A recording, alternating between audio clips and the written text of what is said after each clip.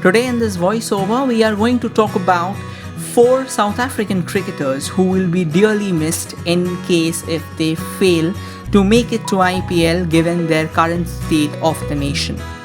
The Rainbow Nation has announced a nationwide lockdown until the end of September to contain the epidemic, to contain the effect of coronavirus. We all know how menacing has this virus been, sweeping across continents at a time, taking away loads of lives from the same.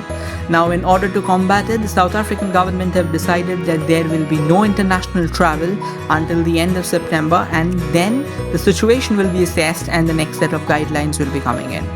Now, going by those guidelines, it will be very difficult for South African cricketers to make it to UAE to play the IPL, which has been scheduled to play from 19 September.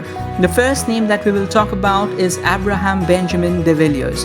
He is the finest cricketer on the face of the planet at the moment. Despite hanging his boots from the international cricketing roster, he still continues to be one of the most feared monikers in domestic cricket.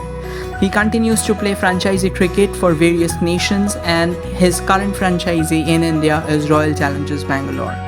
He is one of the sole torchbearers for Royal Challengers Bangalore alongside Virat Kohli. The team hasn't been doing really great throughout the years of IPL. However, their late resurgence has been totally based on the shoulders of de Villiers and Kohli. Now, if we take out de Villiers off the equation, Kohli will be a solitary man who will be going ahead and showing the way for Bangalore. Now, that will be literally very difficult because we have seen across the years that despite the doubled effort of Virat and ABD, the team hasn't reached its promised heights. Now, with de Villiers out of the equation, in case in the first week, Bangalore will be facing at an unfathomable void in the initial days. Now, to make up from that, they will have to put up a monumental performance in the forthcoming days, which will once again be based, or rather where hopes will be pinned on the shoulders of Virat and de Villiers. The next name that we are going to talk about is probably one of the finest pacers of the world at the moment. He goes by the name of KAGISO RABADA. He had a phenomenal IPL the last season. He played 12 matches, notched up 25 wickets, which is quite an achievement in itself. He's a very young cricketer and a very exciting prospect when it comes to cricket. He keeps on hitting the deck hard continuously at a pace of 140 plus. That makes him a very special contender for being the best bowler of the tournament. He also has an ability to swing the ball by a great deal, and his eye for wickets, rather his knack for wickets, makes him one of the hot favorites in any side that he play for. He is currently registered with Delhi Capitals, and he will be a crucial man for the Delhi Capitals bowling lineup because they are banking on this guy to break important partnerships of their opposition. Now, with him taken out of the opposition, or rather now with him taken out of the equation, the Delhi team will have to bank on players like Akshar Patel, Ishant Sharma, Keemo Paul and Ravichandran Ashwin. Now, Keemo Paul is a very exciting cricketer as well, but then he is not the same as KAGISO RABADA because his pace makes him stand out amongst any other cricketers. His career best figures in IPL of 4 for 21 notched up, or rather hogged the limelight for all the right reasons. Let's say that he returns to IPL in the best possible way and right from the very first match.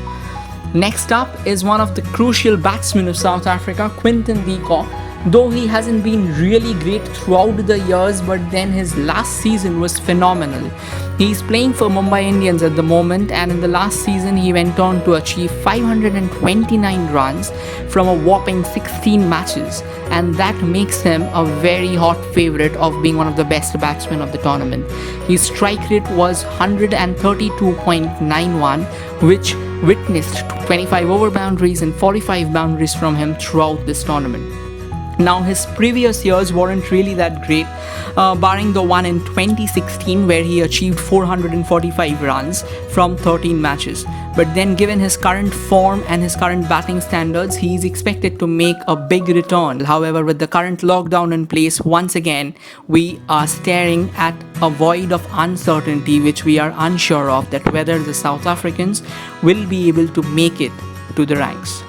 Now comes the final name in the list. He goes by the name of Chris Morris, another towering pacer who can really give shocking jolts to the opposition.